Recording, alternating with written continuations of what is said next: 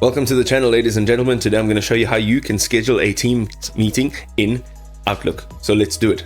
Okay, so we are in Microsoft Outlook. I have also opened Microsoft Teams, and I'll show you exactly now why. So what we're going to do is on the left-hand side, you'll have Mail, Calendar, People. We want to go to the Calendar section over here, where we can see our Outlook calendar. And there's two ways of doing this. Either we want to click New Event, or we can just select a day that we want to create our new event on. We're going to go up to the top left and we are going to click on New Event.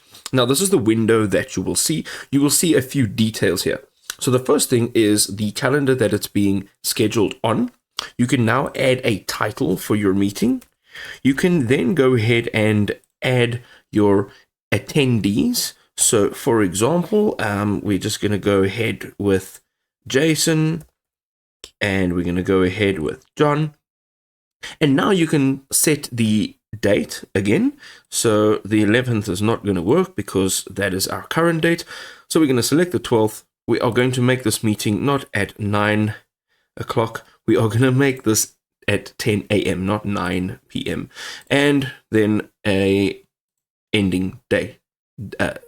And then an ending time. We can then also make it reoccurring. We can change the time zone, we can make it an all-day event, and then you can add a location and the details of your meeting. Now, to make this a Microsoft Teams meeting, we have this just on to the right-hand side of your meeting title. We'll have the Teams meeting option, and currently it is toggled on.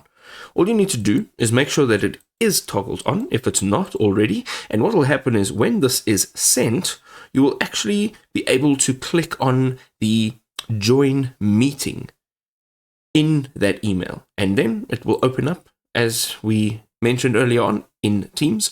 It'll open up right over here, and you'll be able to then meet in Teams through creating an Outlook meeting. I hope this was enjoyable.